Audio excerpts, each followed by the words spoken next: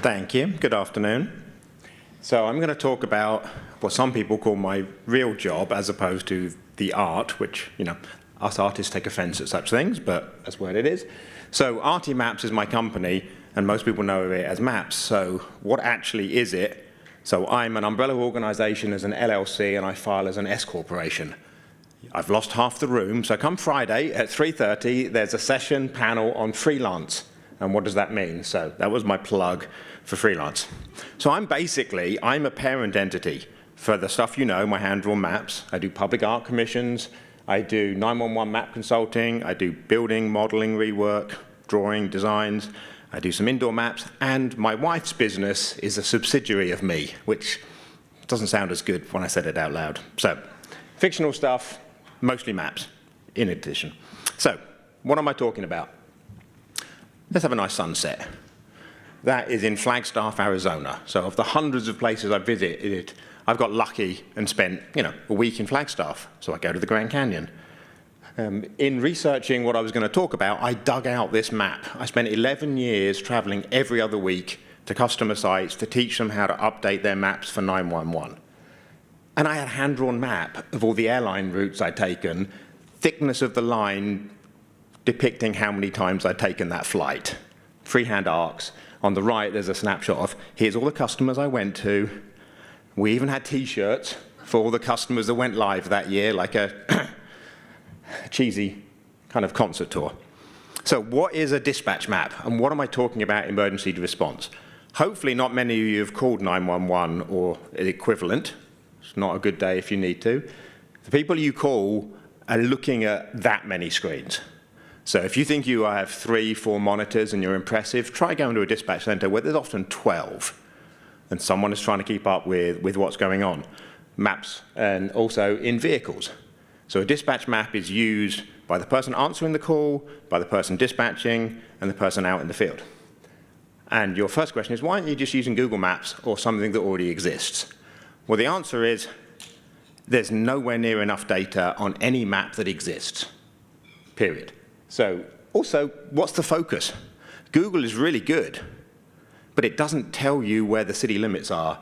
It doesn't tell you where the police beats are. It doesn't tell you where the fire departments are.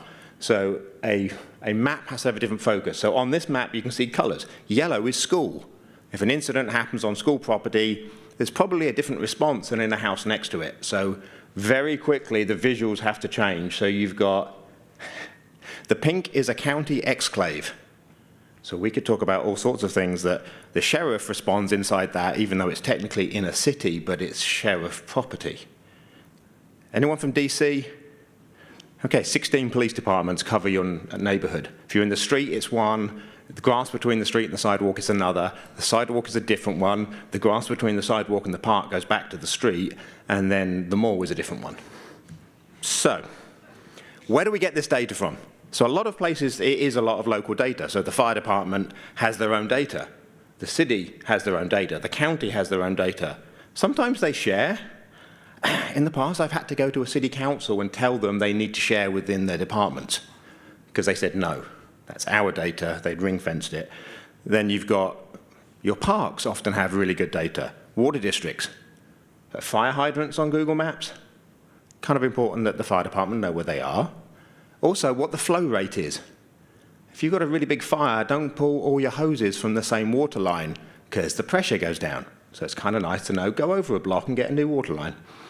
And then other sources. Sometimes you are really desperate for data. I'm sure no one's ever been desperate for data. And you start thinking, who on earth has this data? So finding out the state of California has really good railway maps or mile markers. That's really good as well. And then you have to sometimes buy data. So I'm going to be talking about Santa Clara County, California. Does anyone live in Santa Clara County? Oh, I know your county way more than I should for not living there.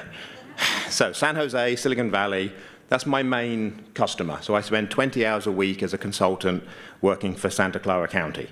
And the people there that I work with, it's a sequence when you call. So the person that answers the call is a call taker.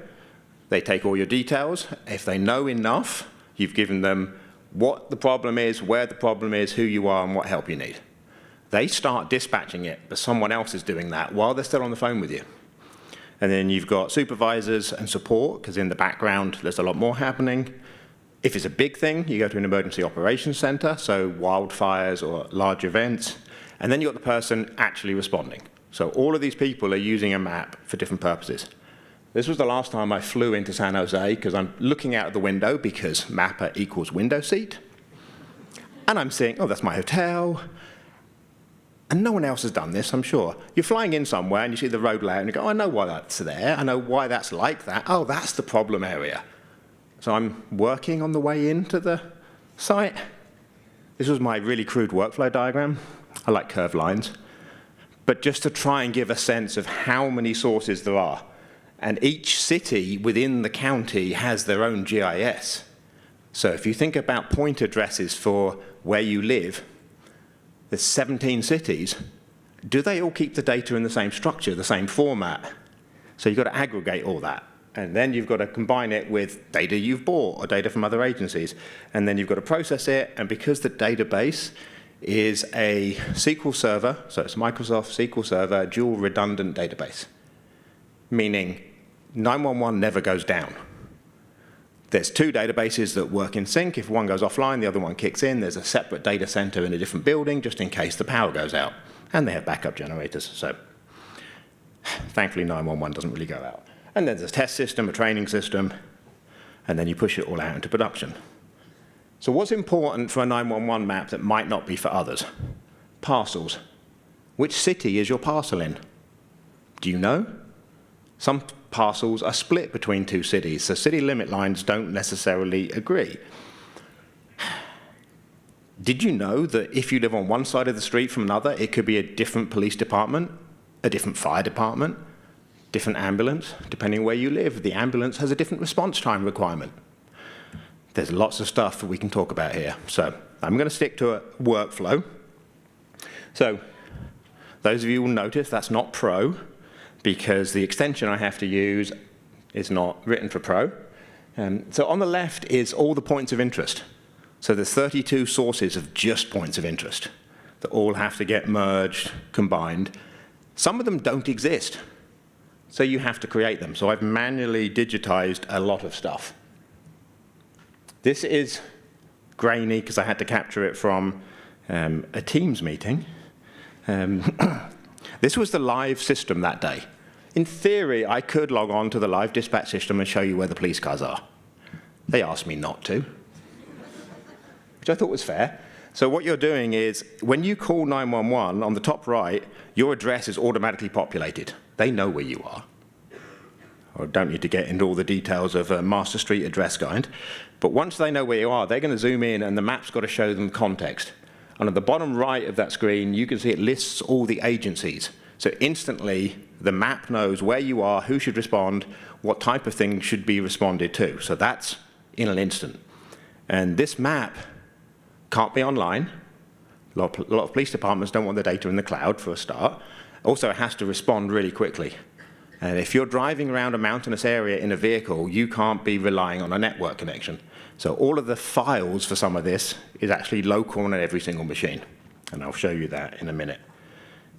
So this is an example of playing with data. All the bright colored lines are where we've had to manually go in and add an alias name. So earlier, people showed you the weird discrepancies of how you format data, just in street names alone. Dispatchers don't care. They want to key in as quickly as possible. So they want abbreviations. So they can't key in Dr. Martin Luther King Jr. Boulevard. It's MLK. And then bizarre abbreviations. Why do you? Okay, you want it. That makes sense. I can't do what you do. They're amazing people. So we build maps. It takes about 2 weeks to publish a new map. They normally do it quarterly, which means the map's out of date. So I equate these to old-fashioned print maps. When you print a map, it's out of date. How soon before you do the next one depends on how much change, and you've got to calculate that. And then, that's actually a picture from San Jose. I love that walk past this abandoned store. I just feel like those people are asking a question. Please add this. So they request errors, omissions, additions. So for example, request I got yesterday was they wanted me to combine the 4 points of interest within a golf course because it was confusing to get a pick list. I combined 3 of them and refused to combine the 4th because it was a mile away. It's like, that's a different response, possibly. So sometimes I push back. So there's tools to do this, and then I'm sometimes writing SQL statements to change data in a live 911 database, which is stressful. Here's my last trip to San Francisco Bay. Does anyone know where this is? Dumbarton Bridge is in the distance, off to the left. This is a public shore trail. You go through a chain link fence with a massive sign on it, open during daylight hours. So you cycle, you don't see anyone for an hour. So my brain is saying, what if something happens here? How am I found? What landmark am I going to reference? How does an ambulance find me? Poor guy's going to drive. No, they're not going to drive to you. So I was cycling, and I put this in before I accidentally had first-hand experience of the other side. Those that have spoken to me know I have a head wound and broken ribs from a bike accident 10 days ago. So I got multi-agency response. Talk to me about that at the gallery tonight if you want. So one of the things you have to do that doesn't exist, they want to know a specific name for that highway exit ramp. So thankfully Google Street View exists, because I have to put the names on the data that match the sign. So I've got point features on every single highway ramp as the street sign says. Now, a request that came in a couple of weeks ago is we need a point location for an automatic license plate reader at the intersection. Literally all you get is NB Saratoga at 85. So you're on northbound Saratoga Avenue at Highway 85. So you find it on Google. You get very good at finding things that you didn't know existed, and then you're surprised when you see them in real life, like, oh, I know what that is.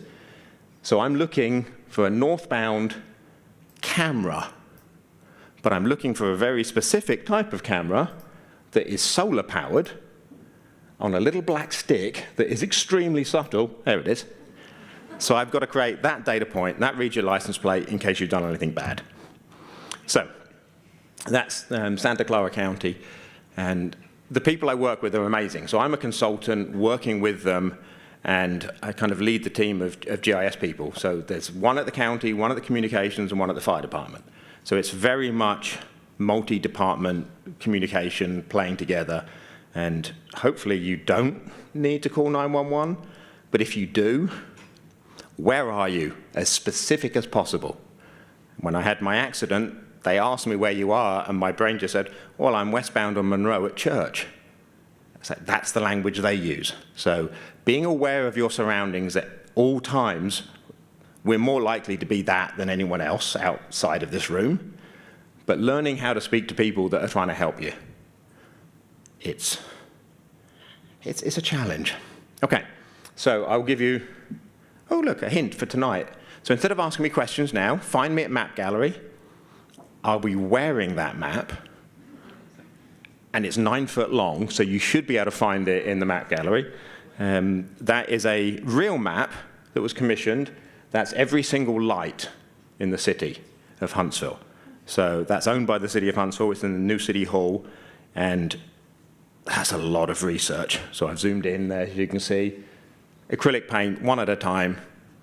So that was a few months progress. That's it in situ. I installed it a couple of weeks ago. If you want to see what I did with the aftermath of my bike accident, go to my Instagram. There's some maps I made of, let's just say, what the road looked like afterwards. Those that don't want to see not very nice stuff, don't go look, but I sanitized it. And then I just went and found in San Jose the intersection of David and David. Because why don't you look for yourself on a map? If you haven't searched for yourself on a map, what's wrong with you? Okay, so there's all my contact information. I live in Huntsville, Alabama. I work in San Jose, so I never have a meeting before 10 a.m. It's great. It's brilliant. Okay, that is my talk. Find me at the gallery later and ask me all sorts of things.